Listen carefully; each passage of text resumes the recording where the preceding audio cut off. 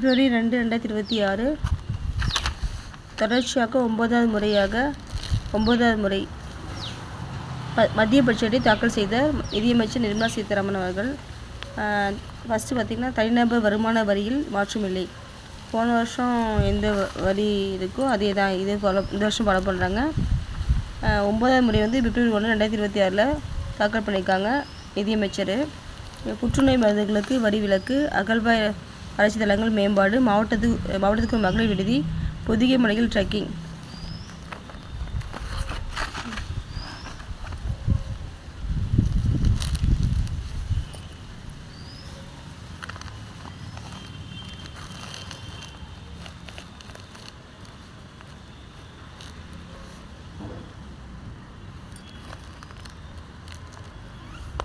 மக்களவையில் 2026-27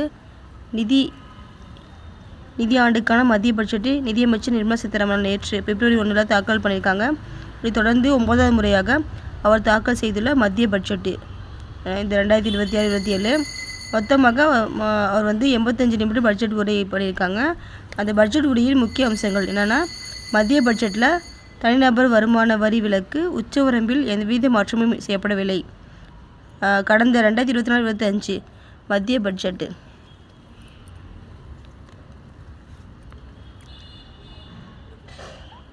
தனிநபர் வருமான வரி விலக்கு உச்சவரம்பில் 12 லட்சமாக உயர்த்தப்பட்டுள்ளது. பார்த்திங்கன்னா, ரூபாய் 50,000 75,000 அதிகரிக்கப்பட்டுள்ளது. நிலைக்கழிவு அதன்படி ஓராண்டு வருமானம் ரூபாய் 12.75 லட்சம் வரை இருந்தால் வருமான வரி செலுத்த தேவையில்லை. ஓராண்டு வருமானம் யாருக்கு இருந்தாலும் ஓராண்டு வருமானம் வந்து 12.75 லட்சம் வரை தான் வருமான வரி செலுத்த தேவையில்லை. அதுக்கு மேலே இருந்துச்சுன்னா வரி விகிதம் கண்டிப்பாக இருக்குது. இந்த புதிய வருமான வரி விகிதம் அப்படியே தொடர்கிறது. போன வருஷம் என்ன பண்ணாங்களோ அதே மாதிரி தான் இந்த வருஷமும் இருக்கும்போது பழைய வருமான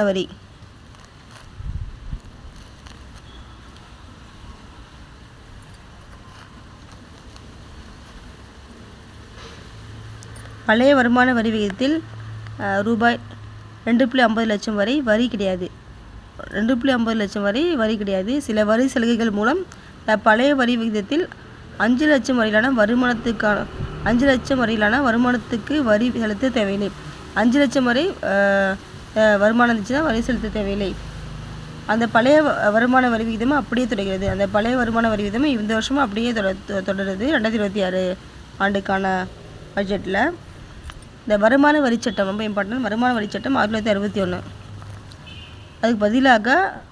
இதுக்கு பதிலாக வருமான வரி சட்டம் 2025 நாடாளுமன்றத்தில் நிறைவேற்றப்பட்ட 1961 வருமான வரி சட்டம். அதுக்கு பதிலாக தான் இந்த 2025 வருமான வரி சட்டம் வந்து நாடாளுமன்றத்தில் நிறைவேற்றப்பட்டது. இந்த புதிய சட்டம் வந்து ஏப்ரல் 1 வரை. இந்த புதிய சட்டம் 2025 இந்த சட்டம் வந்து ஏப்ரல் 1 முதல் அமலுக்கு வருகிறது. இப்போ அமலுக்கு வருது. திருத்தப்பட்ட வருமான வரி கணக்கு தாக்கல் செய்யப்பட்ட மார்ச் 31 வரை அவகாசம் வழங்கப்படும். இந்த வருமான வரி கணக்கு வந்து மார்ச் 31 வரையும் அவகாசம் வழங்கப்படும். மார்ச் 31 வரை தான் அவகாசம் கொடுக்குறாங்க வருமான வரி கணக்கு தாக்கல் செய்வதற்கு. நெக்ஸ்ட்டு IDR 1 IDR 2 தாக்கல் செய்வதற்கான கடைசி நாள் வந்து ஜூலை 31 தேதி வரை. இந்த மாற்றம் இல்லை.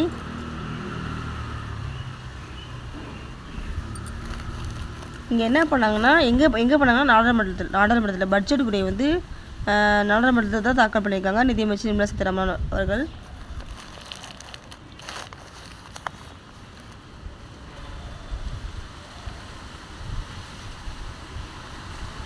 இப்போ வந்து என்ன சொல்கிறாங்கன்னா, வருமானம் தவறான வருமானம் வந்து கம்மியாக காமிச்சாங்கன்னா அவங்களுக்கு கண்டிப்பாக அபராதம் கொடுக்க முடியுறாங்க. வருமானம் தொடர்பாக தவறான தகவல் அளித்தால் 200% அபராதம் விதிக்கப்படும். நிறைய பேர் என்ன பண்ணுவாங்கன்னா, வருமானம் வந்து கம்மின்னு சொல்லிட்டு செலுத்த மாட்டாங்க. இல்லை அவங்க ஒரிஜினல் இன்கம் வந்து காமிக்க மாட்டாங்க. அப்படி இருந்தால் கண்டிப்பாக அபராதம் வந்து விதிக்கப்படும் சொல்லியிருக்காங்க. நாடு முழுவதும் 5 பல்கலைக்கழக நகரங்கள் உருவாக்கப்படும் சொல்லியிருக்காங்க. நெக்ஸ்ட் தமிழகம், கேரளம், பொதிகை மலை, இமாச்சல பிரதேசம், உத்தரகாண்ட், ஜம்மு காஷ்மீர் உலகத்தரத்தில் மலையேற்ற சாகசம். இந்த ட்ரெக்கிங் போகிறாங்களா அதெல்லாம் பார்த்திங்கன்னா கண்டிப்பாக தொடங்கப்படும். அதெல்லாம் வந்து பண்ணலாம் அப்படின்னு சொல்லிட்டு பண்ணியிருக்காங்க. பட்ஜெட்டில் வந்து ட்ரெக்கிங் ரொம்ப ரிஸ்க்கு தான். இதெல்லாம் வந்து முக்கியத்துவம் கொடுக்குறாங்க. இதுக்கு பட்ஜெட் பண்ணியிருக்காங்க. பட்ஜெட் வந்து ஒதுக்கியிருக்காங்க ட்ரெக்கிங்க்கு. நாட்டின் 2வது மிகப்பெரிய உப்பு நீர் ஏரியான பழவேற்காடு முக்கியமான பாயிண்ட்டு. இந்த பழவேற்காடு என்னன்னா 2வது முக்கிய உப்பு நீர் ஏரி. தமிழகம், ஆந்திரா பறவைகள் கண்காணிப்பு மையம் தொடங்கப்படும். தமிழகத்தில் வந்து தூத்துக்குடி மாவட்டத்தில் வந்து ஆதிச்சநல்லூர் இருக்குது. அது ஆதிச்சநல்லூரில் வந்து தொல்லியல் களம் மற்றும் லோத்தல், தோல்வாரா இது இடங்கள். இந்த லோத்தல், தோல்வாரா, ரத்னகிரி, சாரநாத், அஸ்னாபுரம், இந்த உள்ள 15 இடத்துல வந்து இந்த 15 இடங்கள் வந்து அகழ்வாராய்ச்சி தளங்கள் வந்து மேம்படுத்தப்படும் சொல்கிறாங்க. இம்ப்ரூவ்மெண்ட் பண்ண போகிறாங்க. இந்த 15 இடங்களை வந்து அகழ்வாராய்ச்சி பண்ணுறதுக்கு இம்ப்ரூவ்மெண்ட் பண்ணி அகழ்வாராய்ச்சி வந்து நல்லா நடத்த போகிறாங்க. இதன் மூலம் பார்த்திங்கன்னா நிறையா கண்டுபிடிக்கலாம். புதுசாக எக்ஸ்ட்ரா கண்டுபிடிக்கலாம். நம்ம என்னென்ன வந்து அவங்க யூஸ் பண்ணாங்க, என்ன பொருள்லாம் அவங்க யூஸ் பண்ணாங்கன்னு சொல்லிட்டு கண்டுபிடிக்கலாம். தென்னை மேம்பாட்டு திட்டம் தொடங்கப்படும்.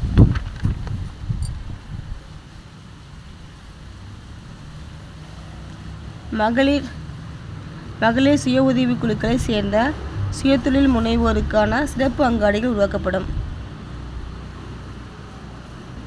நெக்ஸ்ட் வந்து செயற்கை நுண்ணறிவு AI வேலைவாய்ப்பு வளர்ச்சி திட்டங்களுக்கு முன்னுரிமை அளிக்கப்படும். 15,000 பள்ளிகள், 500 கல்லூரிகள்.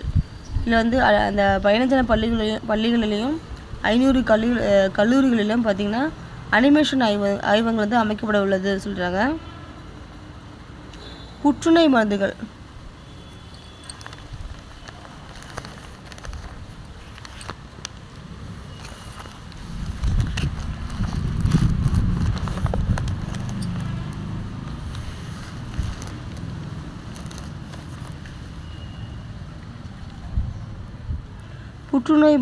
அரிய வகை நோய்களுக்கான மருந்துகளுக்கு சுங்கவரியில் வந்து இருந்து விலக்கு அளிக்கப்பட்டுள்ளது.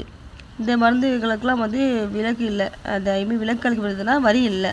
இந்த புற்றுநோய் மருந்துகள் புதுசாக எந்த நோய் பரவுச்சுன்னா அதுக்குள்ள மருந்துகளுக்கும் வரி கிடையாதுன்னு சொல்லியிருக்காங்க. 3 ஆயுர்வேத எய்ம்ஸ் மருத்துவமனை வந்து ஸ்டார்ட் பண்ண போகிறாங்க சொன்னாங்க. 3 ஆயுர்வேத எய்ம்ஸ் மருத்துவமனை. நெக்ஸ்ட் 5 பிராந்திய மருத்துவ மையங்கள் அமைக்கப்பட உள்ளது.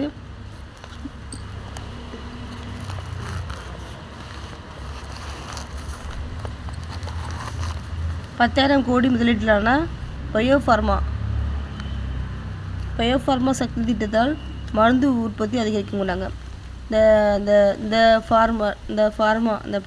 பயோஃபார்மா இந்த திட்டத்தில் வந்து கண்டிப்பாக மருந்து உற்பத்தி அதிகரிக்கும் சொல்லியிருக்காங்க. மாணவிகள் நலனுக்கான நாடு முழுவதும் உள்ள 800 மாவட்டங்களில் இந்தியா முழுவதும் 800 மாவட்டங்களில் உள்ள தலா ஒரு மகளிர் விடுதி கட்டப்பட்டுள்ளதுங்கிறாங்க. மகளிர் விடுதி வந்து கட்டப்பட உள்ளது. நாடு முழுவதும் மிகப்பெரிய ஜவுளி பூங்காக்கள் உருவாக்கப்பட்டுள்ளது.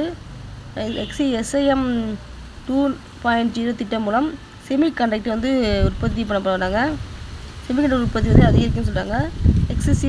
சிறு குறு தொழில் துறை ஊக்குவிக்க MSME சொல்கிறாங்க. அது வந்து ஊக்குவிக்க 10,000 கோடி நிதி வந்து உருவாக்கப்பட்டது சொல்கிறாங்க.